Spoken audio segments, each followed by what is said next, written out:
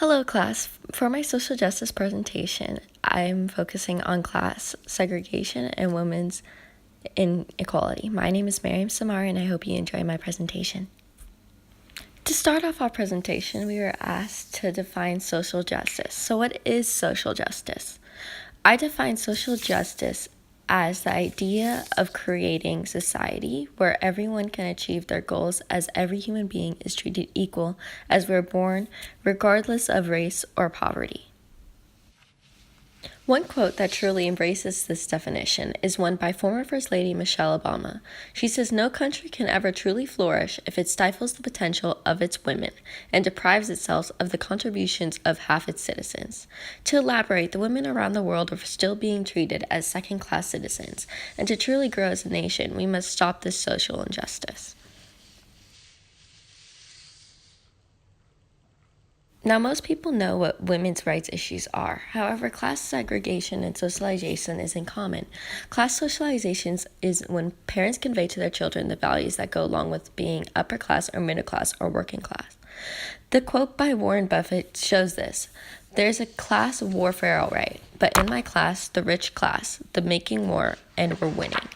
Warren Buffett shows how those in power and in higher level positions truly do decide on the courses of society, and how those lowered are stuck in the revolution of going along with it, even though they cannot afford it or have no say in it. Now, when we're asked to remember a witness to history, I thought back to my GPS project revolving Ecuador. There I learned about a class system that still exists in education and general community in the small town of Santa Elena. The women there are segregated and generally assumed to stay at home and take care of children, and only 50% make it into higher levels of education. And by that time, most of them are already engaged or pregnant. Now, the women of that community flourish and have drive to succeed. However, because they're not born in the same economic status as those in the better parts of the country, they will not be given the same opportunities of success, and will be involved in the cycle of continued class segregation as they'll stay in the cycle of poverty that the community has been for quite some time, and they'll continue the quality of life for women in that country, which is probably very low. The first image I am showing you represents the social justice of a class segregation. You can see as the man on the top, the wealthier man who's obviously a white man, he talks about moving down the ladder one step. This is not a problem for him or the other two men behind him, as they make substantial salaries equivalent to their yearly wage. Of course, they're not happy about it. However, they move down the ladder. However, it's seen also in my women's inequality social topic that the woman on the bottom obviously doesn't have the same privilege as the men on top of her and the men above her in social standing and class segregation. The woman may only make $5,000 less than the men. However, her inequality in pay has left her drowning in the water of poverty or society as a whole. The man on top says equality of sacrifice. That's the big idea, friends. Let's all step down one rung. However, this is obviously not equality of sacrifice, as those on top are losing just a fraction what they have already, whereas those on the bottom can't afford to lose this fraction.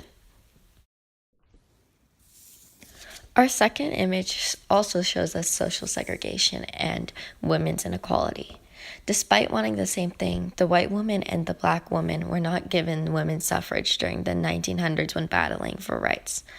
The white woman, though wanting the same thing as the black woman, saw her as less simply because of her skin tone. This is the issue during these time periods and still today.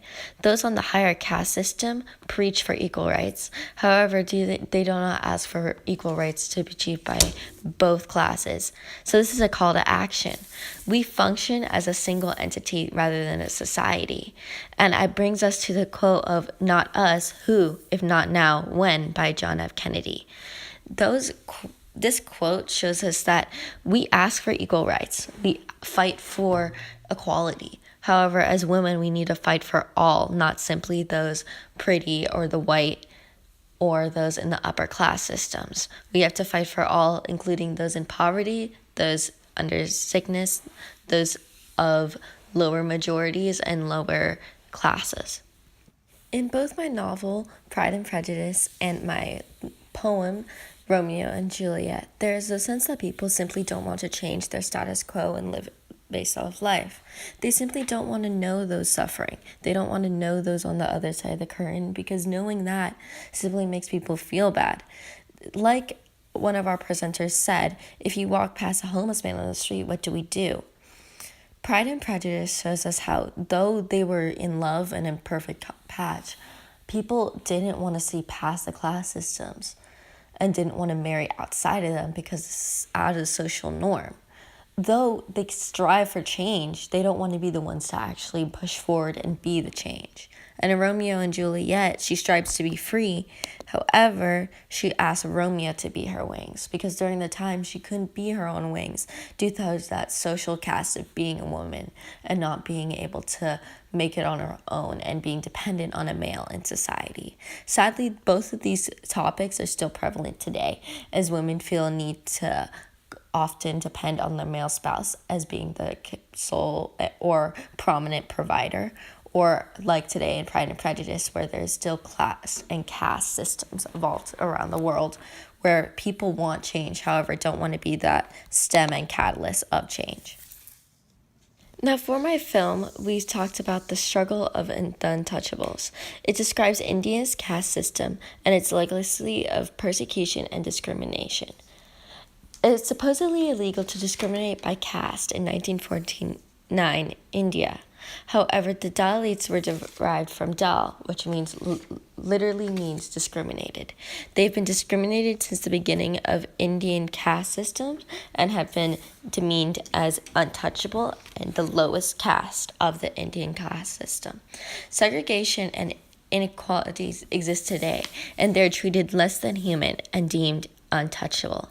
However, the Dalits refuse to accept this as a negative thing. They strive to change India's caste system and strive to retrieve the freedom they were designed to as humans.